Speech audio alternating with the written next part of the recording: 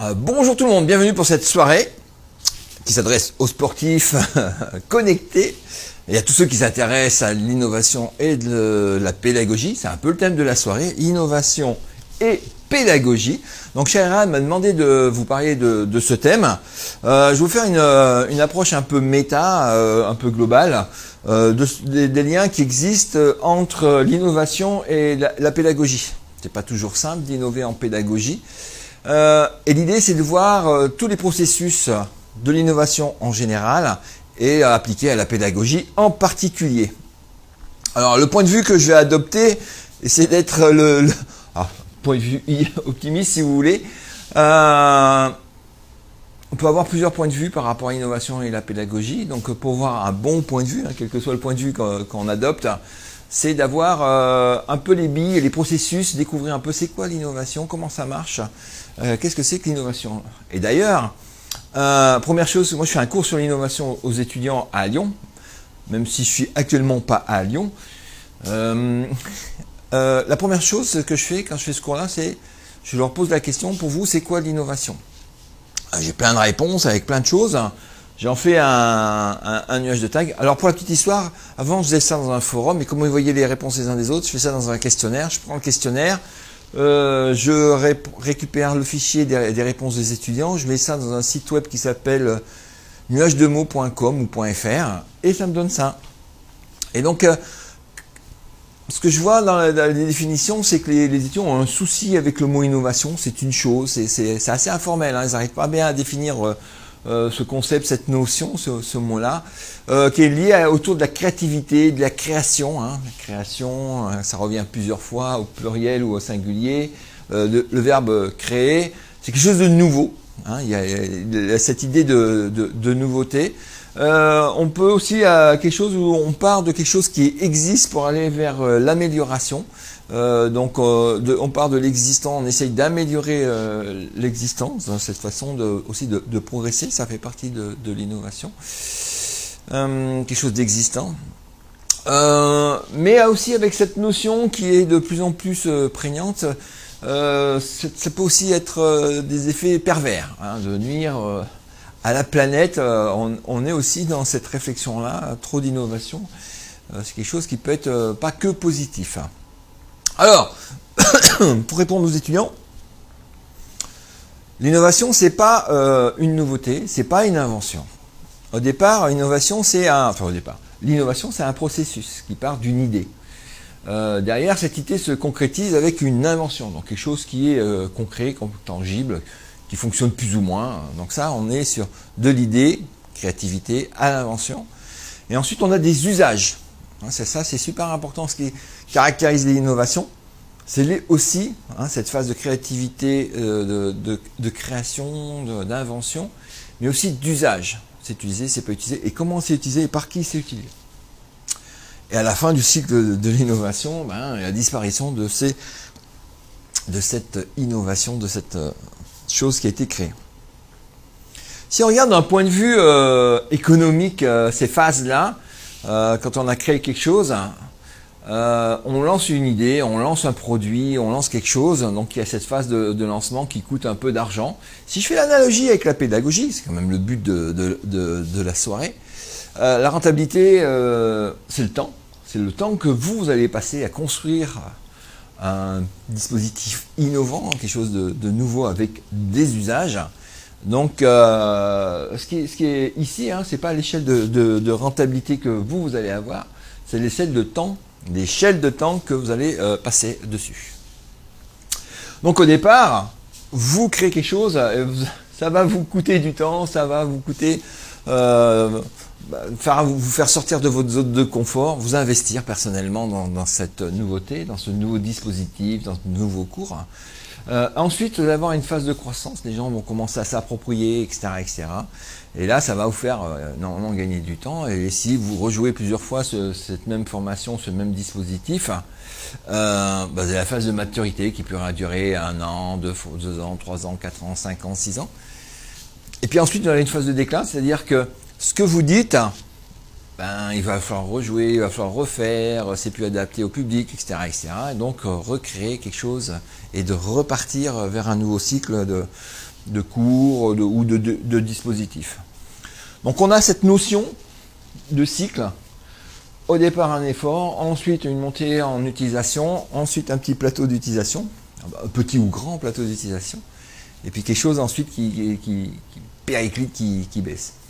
Alors si on regarde du côté des acteurs, le qui fait quoi au niveau de l'innovation, on voit que on a une typologie d'acteurs qui s'étend sur plusieurs, si on prend une espèce de gaussienne, qui caractérise la population, on peut caractériser plusieurs types d'acteurs de l'innovation.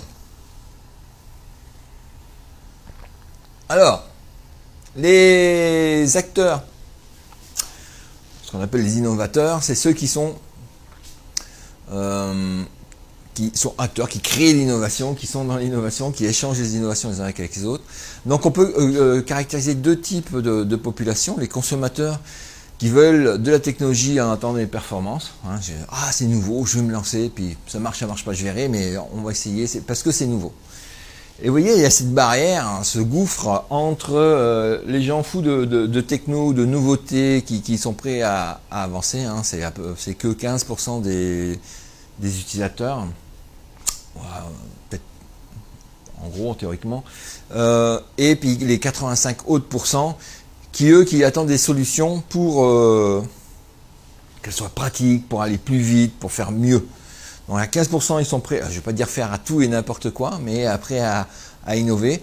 Et si on ne passe pas à cette barrière-là, le cycle d'innovation il est un peu avorté, parce qu'on n'a pas cette montée en charge, on n'a pas cette montée dans les usages. On est dans l'entre-soi, dans les innovants, et c'est quelque chose qui n'arrive pas à se généraliser.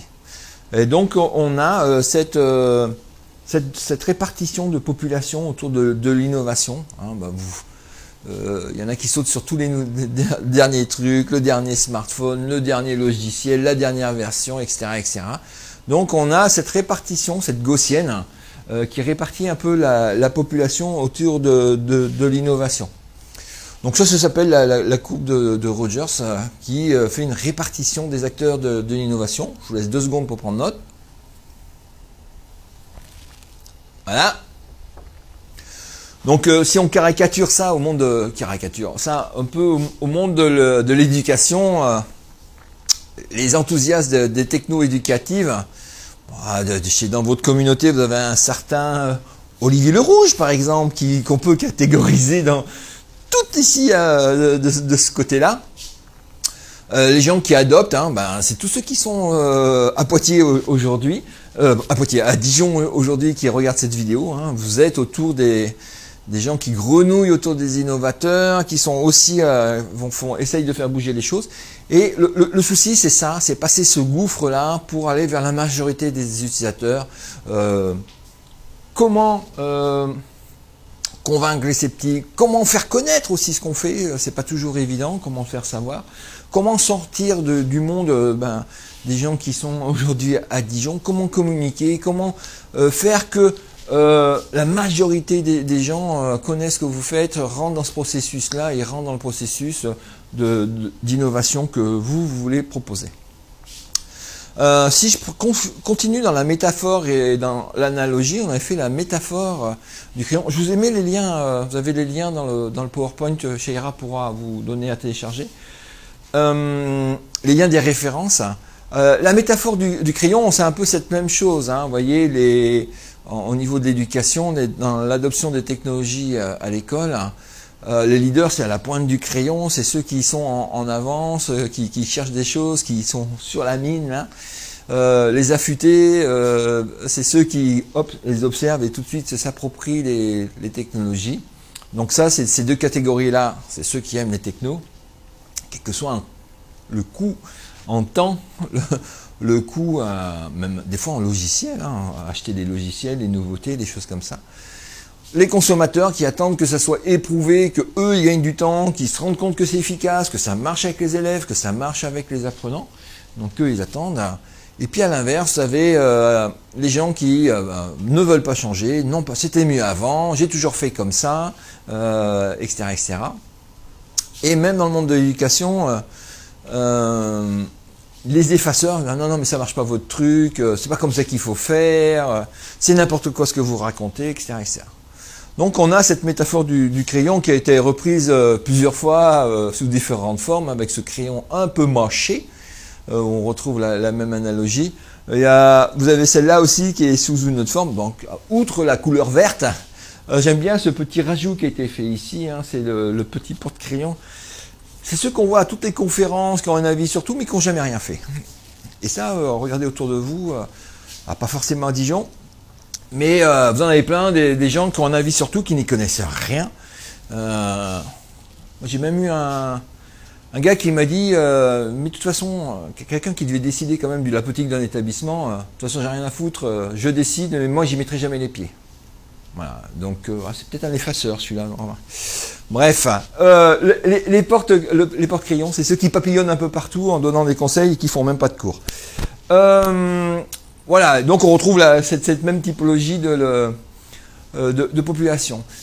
Et il y a une autre chose importante, c'est quelle que soit la catégorie de population à laquelle on appartient, on a tous un cycle.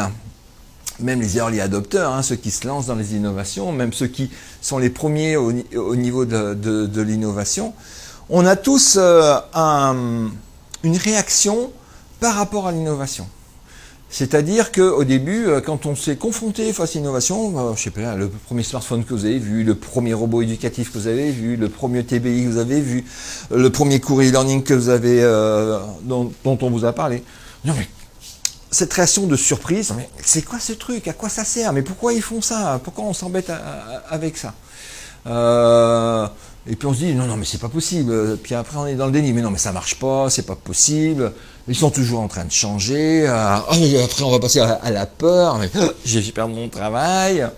Non, mais triste. Dans ces dispositifs, il n'y a pas de vie. On va s'ennuyer, ça va pas marcher.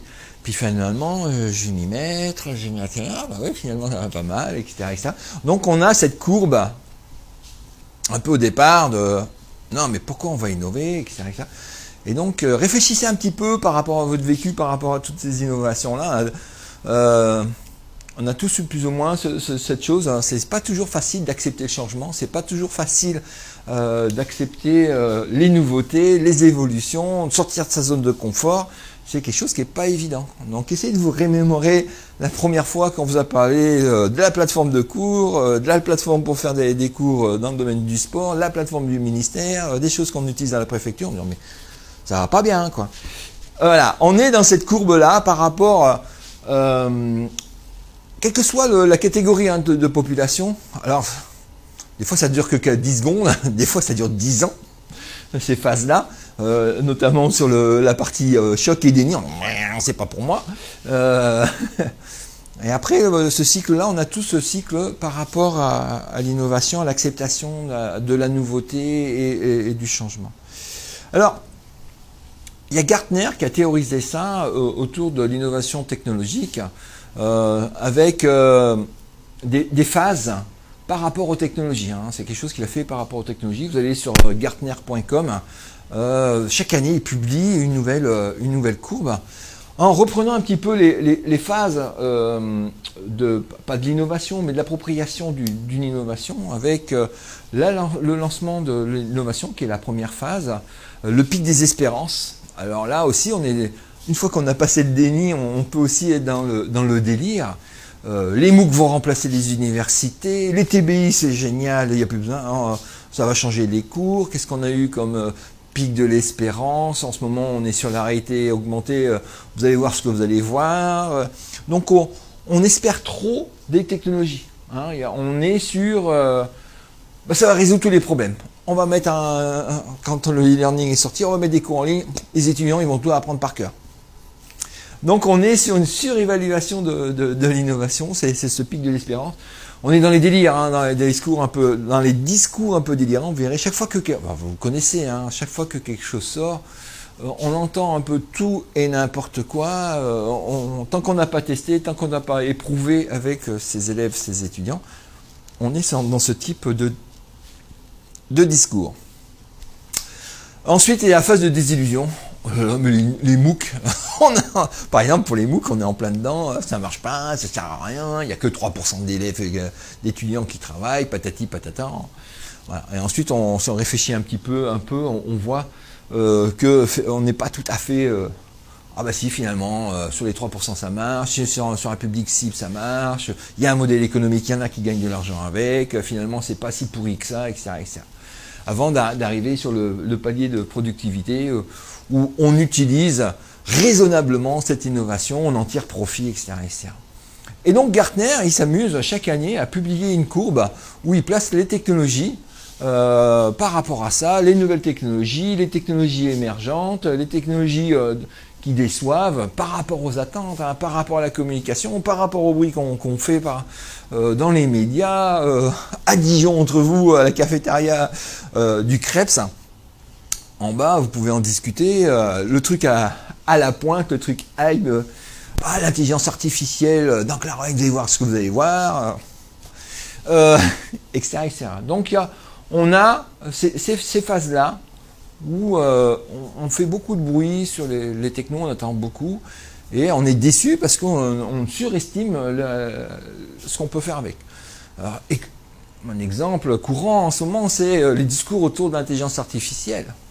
C'est du délire, quoi. Ça va tout faire, la blockchain, ça va tout faire, ça va tout résoudre.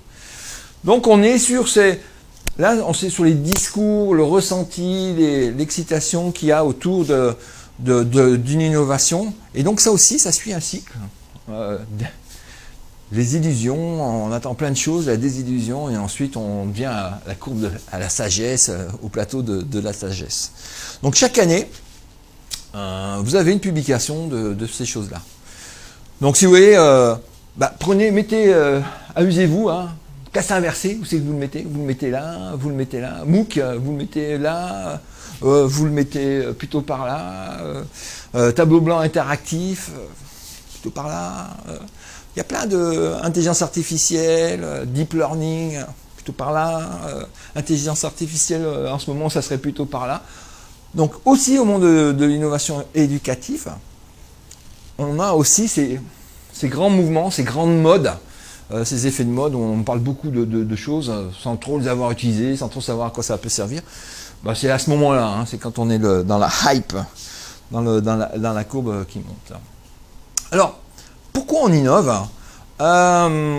C'est Michel Serres qui a écrit un livre qui s'appelle le gaucher boiteux. Je crois que c'est même le dernier bouquin qu'il a sorti. Pour Michel Serres, l'innovation, c'est une caractéristique humaine. Hein. Ce qui caractérise l'espèce humaine, c'est cette nécessité d'innover. Et on n'innove pas pour innover. On innove par nécessité. S'il n'y a pas besoin d'innovation, on n'innove pas. On reste dans sa zone de confort, on aime bien ces petits trucs, on innove par nécessité. On va voir les facteurs qui font que c'est nécessaire, hein, par la suite. On innove aussi par hasard, des découvertes, la tarte tatin, ça s'est fait par hasard, la pénicilline, ça s'est fait par hasard, enfin, les gens racontent ça. Mais soit par nécessité, par hasard, et ça répond c'est vraiment typique de l'espèce humaine, ce besoin de nouveauté, ce besoin d'évolution, en même temps, hein, ce besoin d'évolution, et la contrebalance, c'est rester dans sa zone de confort, faire ce qu'on a l'habitude de faire. Donc on a ces tensions-là qui existent au niveau de l'innovation. Alors, pourquoi on innove? Les 5 forces de porteurs. Maintenant, ce n'est pas les forces de porteurs, ça c'est le schéma dans une économie, hein, c'est le schéma classique, mais on va raisonner, nous, par rapport au monde de l'éducation.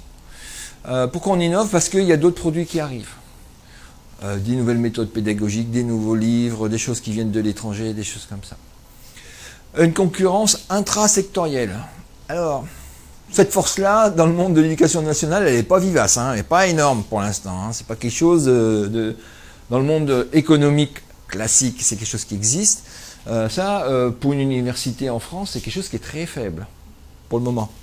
Même si on commence à voir des universités étrangères, je pense à l'université de Chicago qui vient s'installer en France, ou les étudiants qui peuvent suivre des cours en ligne, mais c'est quelque chose de très très faible. Dans le domaine de la formation continue, c'est un peu moins faible. D'accord. Le pouvoir de négociation des fournisseurs, donc les gens qui vous proposent des solutions, dire bah, il faut changer, votre collègue il a fait ça, c'est à vous de le faire, ça peut être votre ministère, hein, il y a besoin de changer pour changer d'image, des choses comme ça. La menace des nouveaux entrants. Nouveaux entrants, ça peut être des nouveaux collègues qui préparent des choses et puis des élèves disent oh là là, les évolutions, ils disent oh bah lui il fait des super cours, hein. Ou un autre établissement qui se crée avec d'autres méthodes pédagogiques, etc., etc. Donc ça peut être ça. Le pouvoir de négociation des clients. Alors dans le monde de l'éducation, vous n'avez pas de clients. La formation continue, c'est des clients. En formation continue, si. En gros, c'est les élèves qui veulent apprendre mieux, plus vite, sans faire d'efforts. Donc c'est aussi ça qui change. Dans le pouvoir de négociation, alors là, ce que le porteur explique, c'est on est nous dans un monde, nous les monde éducatif, dans un monde qui évolue énormément. Les jeunes qu'on a aujourd'hui dans notre dispositif ne sont pas les mêmes que ceux qui ont 5 ans, 10 ans, 15 ans en arrière. Ils n'ont pas eu la même jeunesse, ils ont accès à l'information différemment, à des volumes d'information beaucoup plus conséquents qu'avant, à des choses beaucoup plus séquencées qu'avant, etc., etc. Donc là, cette force-là, l'évolution des étudiants ou des apprenants, c'est quelque chose aussi qui est important. Donc on a l'ensemble de ces forces-là, de ces injonctions, de ces évolutions de la société, des gens, de l'écosystème qui vous entoure, c'est quelque chose qui évolue, donc c'est quelque chose qui vous oblige à évoluer. Et donc, qui vous oblige à innover. Dans l'enseignement, je vous ai donné une autre référence. Ça, c'est Pierre Dillembourg, qui a fait aussi une conférence en se disant je me rends compte que une partie des enseignants innovent en discutant avec eux. Et ils font des choses, ils font des essais. Alors, c'est toujours les 10-15% d'early adopteurs, de profs qui font changer les choses, qui évoluent un petit peu. Et qui se disent, il leur dit, ben, quand on fait une évaluation du dispositif, pourquoi vous faites ça? Pourquoi vous voulez évoluer? Qu'est-ce que sont les résultats? Et souvent, les enseignants sur le terrain se disent, ben, je ne sais pas, mais ça marche. Pour ça, il y a cette magnifique conférence qui s'appelle la samarchologie, qui essaye de comprendre les mécanismes de pourquoi ça marche, pourquoi dans certains cas, une innovation, ça marche avec les étudiants, qui fait quelque chose de nouveau, on a des super usages, et pourquoi le semestre d'après ou l'année d'après, on remet le même dispositif, les mêmes choses, les mêmes, soi-disant, les bonnes pratiques, et pchit, ça marche pas. Donc, il y a des choses qui marchent et des choses qui ne marchent pas. Donc, je vous invite à aller écouter Pierre Dillembourg dans cette conférence qui a été enregistrée en avril 2018 à Ludovia, Suisse. La samarchologie. Qu'est-ce qui font que l'innovation, dans certains cas, ça marche, des fois, ça ne marche pas. Autre chose, je parle d'évaluation. Je vous invite, je vais me mettre là puisque c'est moi sur la photo, à écouter aussi une autre conférence ce soir. Après mon discours, vous rentrez dans les bâtiments du CREPS et puis vous allez écouter cette conférence de Roberto Govin. Je vous ai mis la référence ici. Pourquoi les enseignants innovent?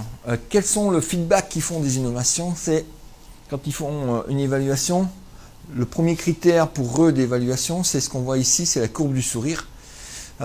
C'est le plaisir qu'ont les élèves à rentrer dans le dispositif, à faire quelque chose de nouveau, à se faire plaisir. Et quand on regarde un petit peu, alors aussi bien Pierre Dillembourg que Roberto Govin, ou même par expérience personnelle, le premier moteur de motivation des gens qui veulent changer leur dispositif de formation, c'est de retrouver le plaisir d'enseigner. Et si vous retrouvez le plaisir d'enseigner, vous retrouvez c'est pour donner le plaisir d'apprendre à vos élèves. Ça, c'est un moteur qui est le plus fort, hein, plus que l'argent, plus que le temps, plus que ceci, cela. C'est retrouver le plaisir d'enseigner. C'est un peu peut-être égoïste, mais c'est un moteur fort. C'est celui qui marche le mieux. Quand on discute avec des enseignants, souvent ils ont mes élèves sont pas motivés, j'en ai comme discours hein, qui tiennent les profs. J'en ai marre de faire la même chose, je suis un peu lassé, je répétais, il faut que je change mon cours, faut que je retrouve quelque chose qui me... Voilà. C'est moi, j'ai envie de changer parce que je m'ennuie un peu dans mon enseignement. Alors, c'est peut-être pas les débutants, c'est un peu au bout d'un ceux qui ont un peu de bouteille. J'ai envie de faire autre chose, j'ai envie de découvrir de nouvelles choses. Et le but du jeu aussi, c'est l'idée, ou le moteur, mais ce qui fait qu'on rentre dans un cycle d'innovation, hein, avec je fais quelque chose, ça décline, et je repars, c'est que ça redonne aux étudiants le sourire, ça redonne le plaisir d'apprendre aux étudiants. Je mets quelque chose à disposition, une vidéo, un dispositif, un serious game, un escape game. Je vois que les gens ont plaisir dans ils sont contents d'être là, ils sont contents d'apprendre, ils me le disent. Même s'ils travaillent, même s'il y a des efforts, hein, ça peut être content de faire des efforts, hein, un étudiant. Ça arrive, hein, on n'est pas à l'abri. C'est une motivation qui est forte. C'est cette chose-là. Moi, j'ai plaisir à enseigner et mes étudiants ont le plaisir d'apprendre. Et cette évaluation, hein, c'est ça. La satisfaction des élèves, au-delà des résultats, au-delà des notes, au-delà des pourcentages de ceux qui réussissent, de ceux qui ne réussissent pas, c'est déjà le premier facteur. Et ça, vous le ressentez sur le terrain, hein, quand vous avez une classe ou un dispositif en ligne, très vite, vous voyez, ça marche pas, là, c'est marchologie, ça plaît pas, ils adhèrent, ils se connectent, ils repartent, ils posent des questions, etc. etc. Le feedback est très rapide, en quelques jours, en quelques heures, ça se fait. Alors, la slide, c'est vraiment mon cours, hein, parce que c'est la 4e session sur l'innovation dans mon cours. Je voulais vous parler aussi des différentes natures de l'innovation. Hein. On a vu le cycle, on a vu l'histoire, etc., etc. On a vu les gens qui peuplent l'innovation, qui peuplent les différents types de gens par rapport à l'innovation, de réactions par rapport à l'innovation, les espoirs par rapport à l'innovation. Et là, on va regarder les natures de l'innovation par rapport aux risques technologiques et par rapport à l'attente des élèves. Alors, on va partager cet écran en 4 parties. Le premier, nature de l'innovation, je ne prends pas beaucoup de risques par rapport aux attentes de mes élèves et par rapport aux technologies. Ça s'appelle une innovation incrémentale. Je passe de l'iPhone 5 à l'iPhone 6. Je mets un TBI à la place d'un tableau noir ou d'un tableau blanc sur lequel j'écrivais avec un stylo. J'ai fait une innovation incrémentale. Je n'ai pas changé grand-chose. Une innovation majeure, déjà, je vais secouer un peu plus les habitudes des gens qui sont dans ma classe ou qui suivent mon dispositif. Donc une innovation majeure. Technologiquement, je ne prends pas beaucoup de risques. Technologiquement, c'est des choses, je sais gérer, je sais faire, mais dans les pratiques, je vais changer beaucoup de choses. Donc, l'innovation majeure. Une innovation stratégique, je ne change pas trop les habitudes de mes élèves, mais technologiquement, je fais un saut, je change de technologie. Et en fait, enfin, l'innovation de rupture ou l'innovation radicale, je propose avec des technos que je connais pas trop, que je découvre, des choses auxquelles mes élèves ne s'attendent pas. Donc on a ces choses-là. Quand les premiers smartphones sont sortis, on était dans une innovation radicale. Hein. Il y avait un risque technologique qui est fort. Et c'est quelque chose qui n'était pas attendu. Hein. On avait l'habitude des téléphones qui n'étaient pas attendus par les clients. Mais en pédagogie, c'est un peu la même chose. En pédagogie, il y a... avant de parler de la pédagogie, pour finir sur les présentations, un exemple d'innovation incrémentale, c'est celle-là. J'ai parlé de l'iPhone 5 à l'iPhone 6, etc. etc. C'est type d'innovation incrémentale, c'est la roue. On a inventé une roue en bois, ensuite rayonnée, le pneumatique, le pneu d'aujourd'hui. Hein, vous voyez, entre ça et ça n'a plus rien à voir. Mais il y a eu plusieurs centaines d'années entre ces deux version, on va dire. Et donc on va beaucoup plus vite avec ce dispositif-là qu'avec ce dispositif-là. Mais ça a pris énormément de temps, mais ça s'est fait par petits sauts comme ça. Ça, c'est une innovation incrémentale. Dans la pédagogie, on a beaucoup d'innovations incrémentales. Un exemple d'innovation incrémentale aussi, c'est l'effet carrosse. C'est-à-dire que on parle de l'effet carrosse. Les premières voitures créées, les premières automobiles, ressemblaient à des carrosses. On avait juste remplacé les chevaux par un petit moteur comme ça, mais vous voyez, toute la carrosserie, ça n'a rien à voir avec les voitures d'aujourd'hui. Hein. Et donc souvent dans cette évolution incrémentale, des fois on ne l'aperçoit pas bien, parce qu'on fait juste un petit saut, c'est pas un saut quantique, hein, on fait juste un petit saut tac tac tac comme ça, et on se dit mais pourquoi on change, ça ne change pas grand chose, ça ressemble trop, hein.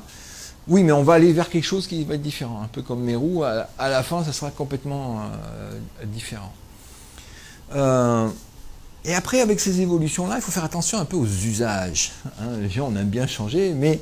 Alors ça, c'est un petit clin d'œil à Marcel Lebrun qui reprend souvent cette image-là en disant que ça ne sert à rien de prendre des technologies si c'est pour faire la même chose. Donc là, on est dans une innovation incrémentale. Hein. Je suis passé du tapis, du bâton à taper les tapis à l'aspirateur, mais si je ne branche pas l'aspirateur, j'ai fait une innovation qui ne sert pas à grand chose, hein, le petit saut qui ne sert pas à grand chose. Alors, dans le domaine de la pédagogie, on a aussi un modèle, le SAMR,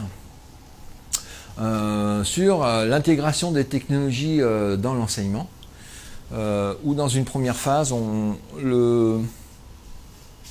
l'outil numérique substitue un petit peu ce qui est des outils classiques qu'on utilisait auparavant. Ensuite, on a la phase d'évolution d'appropriation sur une augmentation. Là, on a des changements fonctionnels. Avant la modification, le M c'est pour modification, modifie vraiment les tâches, jusqu'à une redéfinition du dispositif que vous pouvez mettre à disposition. Alors je vous ai mis un petit exemple sur la substitution autour de la vidéo, l'usage de la vidéo avec ce modèle-là, SAMR. La technologie peut être utilisée pour faire la même chose qu'avant. Typiquement, c'est le cours filmé en amphi. Vous mettez un iPad, vous filmez votre cours ou une caméra, vous filmez votre cours et puis on met ça à disposition.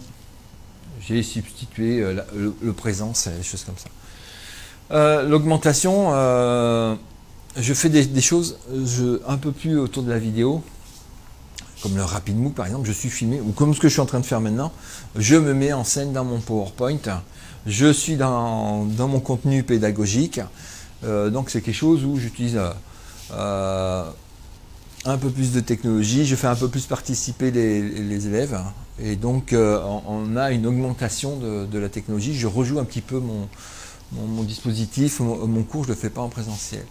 La modification, elle va dans les usages, hein, sur la pédagogie. Ça, je vous ai mis en exemple l'utilisation de la vidéo dans les différents types de classes inversées.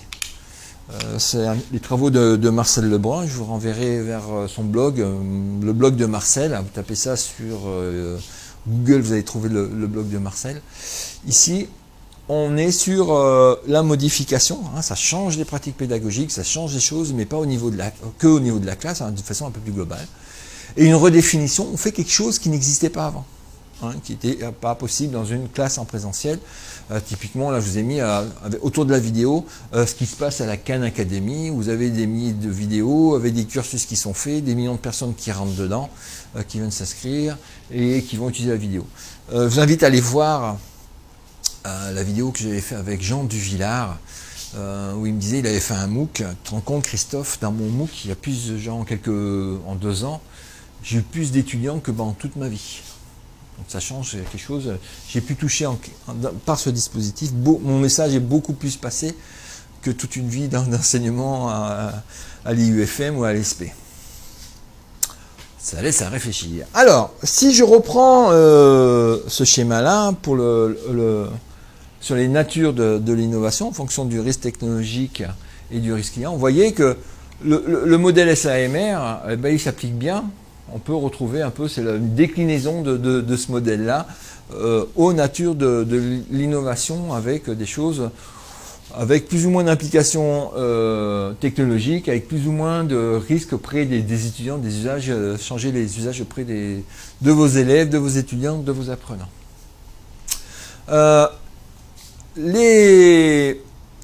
Ces innovations ont une histoire.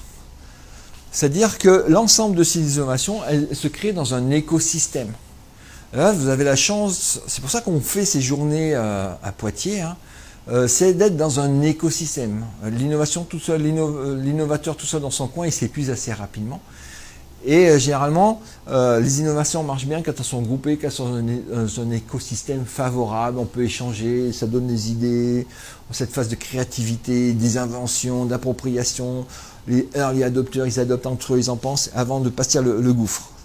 Hein, si on a un écosystème favorable, on a plus de chances de passer ce fameux gouffre entre les gens qui sont innovants et les gens qui veulent améliorer sans faire trop d'efforts. Le gouffre, c'est les 15% de gens qui sont dans l'innovation et les 85% qui attendent que ça tombe.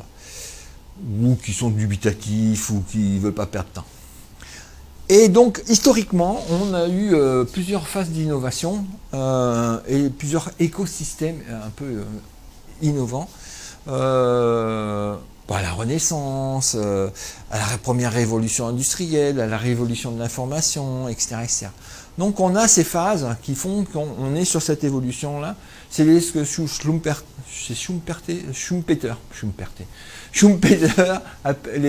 montre les différentes vagues d'évolution, les vagues d'innovation.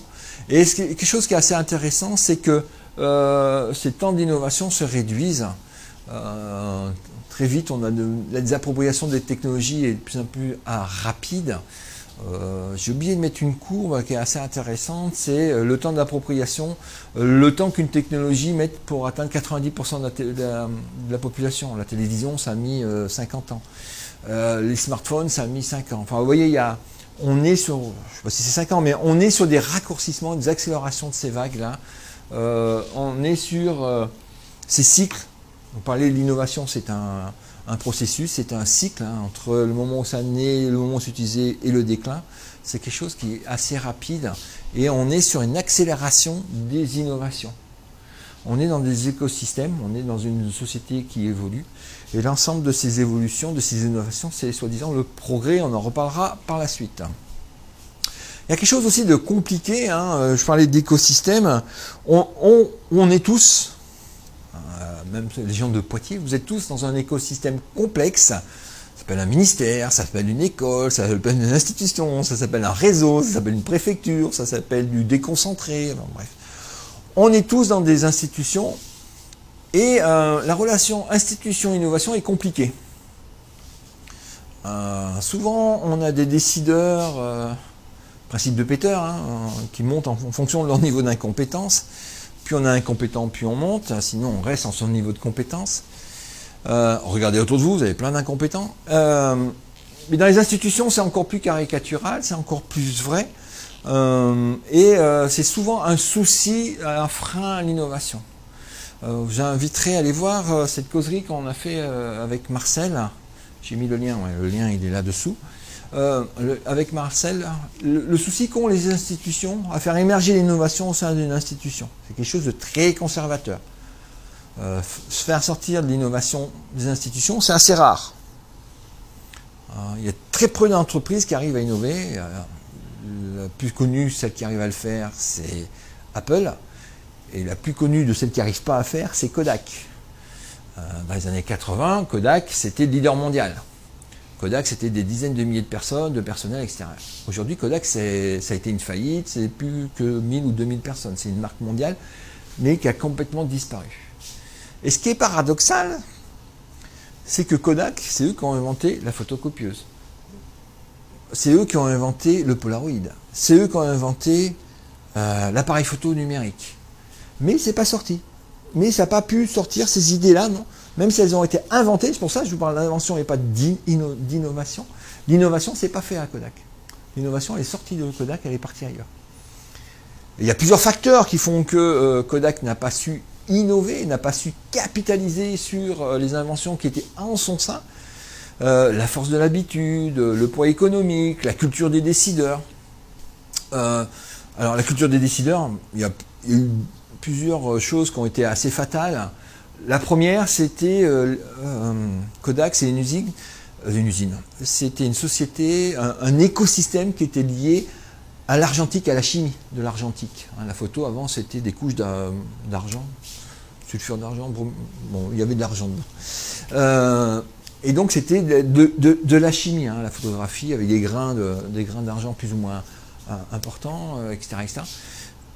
Et donc, les décideurs réfléchissaient par rapport à la chimie. Donc, dès qu'on venait avec des bidules électroniques, machin, ils ne comprenaient pas trop, c'était pas leur monde, c'était pas leur écosystème. Ils étaient choqués ou dans le déni, rappelez-vous, la première. Chaque fois qu'on leur proposait quelque chose, impossible de se mettre en perspective, impossible pour eux de voir ça. Et puis là aussi, une culture de la vente qui était un peu différente. On ne vend pas la photo numérique comme on vend de la photo argentique. C'est pas les mêmes points de vente, c'est pas la vente en ligne, etc., etc. Donc il y avait ces choses-là où ils n'ont pas vu arriver on parlait des 5 facteurs. Pourquoi on innove? Ils n'ont pas vu arriver ces facteurs-là de l'innovation. Ils étaient leaders mondiaux, ils avaient 80-90% du marché. Ils margeaient à plus de 70%. Quand on leur dit on va faire des trucs électroniques, on va marger à 30%, ils disent on va pas s'emmerder à perdre de l'argent. Donc ils n'ont pas vu les évolutions là et du coup ils sont morts. Il y a Nokia qui n'a pas vu le smartphone, même si Nokia avait le smartphone en son sein, même si les labos R&D avaient des projets de smartphone, ils n'ont pas su le vendre. Donc c'est aussi important dans les institutions, savoir vendre son truc. On peut vendre s'il y a des gens qui en face qui écoutent. L'inventeur de l'appareil photo numérique chez Kodak, il allait vendre son truc, il avait ses chimistes en face de lui, il pouvait raconter tout ce qu'il voulait, ça ne servait à rien. Donc on a ce problème, institution, innovation, c'est compliqué de faire de l'innovation dans les institutions. Surtout les nôtres.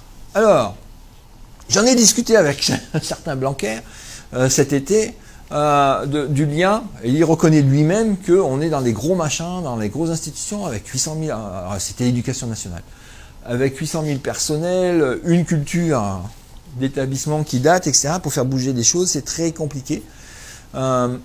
L'idée, c'est l'innovation marche, et c'est pas que si ça se décide en haut, il faut que les fameux early adopters, les gens qui ont envie de bouger, et les décideurs arrivent à se rencontrer, arrivent à faire émerger, arrivent à valoriser ce qui se passe, ou des choses comme ça. Donc ça, c'est le discours. Après, dans la mise en œuvre et la pratique, c'est un peu plus compliqué. Autre facteur un peu compliqué dans le monde de l'éducation, ça c'est une causerie que j'ai faite avec Christelle Lison sur ma terrasse un été. Bonjour Christelle. Où Christelle a fait sa thèse sur les facteurs d'innovation dans l'enseignement. Et quand on discute avec Christelle, pour elle, un des facteurs qui limite l'innovation dans l'enseignement, outre l'effet d'institution dont on vient de parler, c'est aussi la nature même de notre métier. C'est-à-dire que quand on innove dans un dispositif éducatif, on innove pour la durée du dispositif. Donc si vous testez quelque chose, ça peut être en formation continue, on est sur des cycles courts, mais en formation initiale, on est sur des cycles longs. Je teste une nouvelle classe, une nouvelle formule, une nouvelle pédagogie avec mes élèves, mais c'est quelque chose qui va se faire sur un an. Si ça ne marche pas, le réajustement, je le ferai l'année suivante. Donc c'est quelque chose qui ralentit la façon dont la structure des formations, c'est quelque chose aussi qui a un frein mécanique à l'innovation. Vous n'allez pas innover toutes les semaines en changeant, vous allez perturber vos élèves, et puis pour vous-même, mettre en place. Donc on est sur un mécanisme qui est un peu long, qui prend un peu de temps sur l'innovation du fait même de la structure de la formation. Donc ça c'est la première chose. J'espère que je ne dénature pas tes propos, Christelle. La première chose constatée par Christelle Lison, ça c'est la première chose. La deuxième chose, c'est les enseignants, c'est les gens qui ont réussi dans l'enseignement, dans leur formation.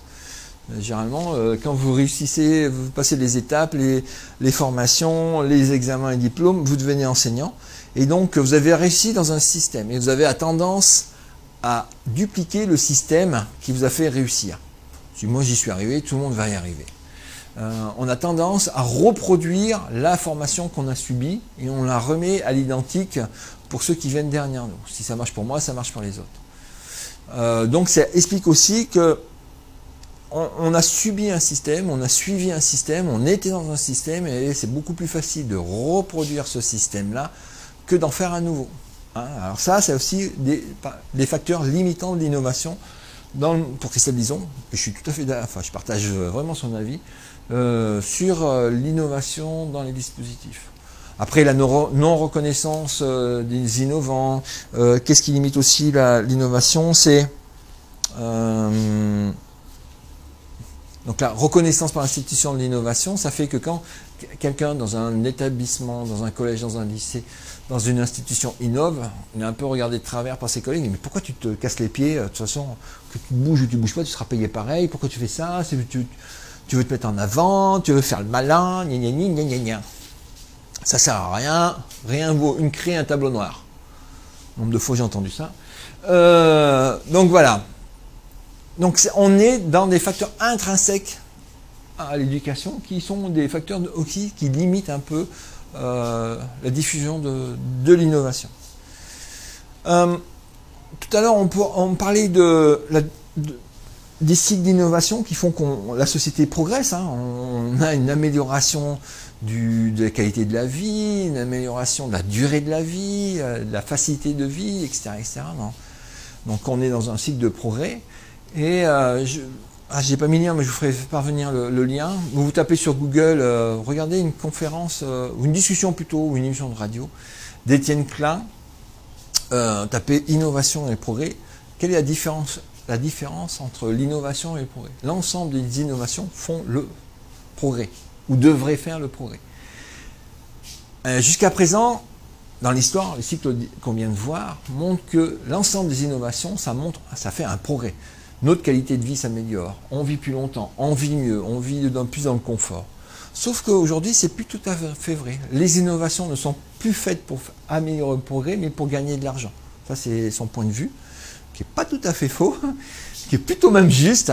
Et cette innovation n'est pas forcément source de progrès. C'est pour ça qu'on a une image un peu dégradée de l'innovation, parce que ça a un impact écologique, ça a un impact aussi sur les ressources qui sont en train de diminuer un petit peu sur la planète. Et donc, aujourd'hui, l'innovation n'est pas forcément source de progrès. Donc, c'est aussi, on est dans cette évolution-là, un peu dans cette rupture-là, en disant, maintenant, on passe de plus en plus de temps, de plus en plus rapide. Pas forcément, si on innove, on gagne plus d'argent. Enfin, l'impact de celui qui va faire l'innovation va peut-être gagner plus d'argent, en général. Hein. Mais les utilisateurs, c'est pas forcément. Donc on a une rupture pour Étienne Klein depuis quelques temps entre cette innovation globale et le progrès. Et on le voit bien dans les modes d'innovation, on a des choses autour du développement durable, des mouvements comme Cradle to Cradle, c'est-à-dire l'innovation se fait autour de comment on recycle les objets, on crée un objet en pensant déjà à sa vie future. On est sur des mouvements où on fait attention à l'impact énergétique, à l'impact au niveau de ressources que l'on peut avoir, l'impact carbone aussi qu'on peut avoir. Donc en pédagogie aussi, cette frénésie d'innovation, est-ce qu'elle est encore source de progrès? Est-ce qu'on apprend mieux? Parce que quand même le but c'est ça. Là aussi on peut se poser des questions sur certains dispositifs, sur certaines politiques dites innovantes, on peut se poser des questions. Voilà, j'ai été assez bavard, on m'a dit de faire 45 minutes, j'ai dépassé comme d'habitude. Je vous propose qu'on se retrouve... alors, vous pouvez poser des questions. Pour ceux qui reverront la conférence en dehors du monde du crêpes, etc., etc., vous pouvez me poser des questions via mon Twitter. Et pour ceux qui sont dans la salle, eh ben, je vous attends. Chacha, c'est sur Skype ou sur Messenger ou sur Twitter. Comme vous voulez, moi je suis ouvert à vos questions et je suis là pour vous répondre. À tout de suite.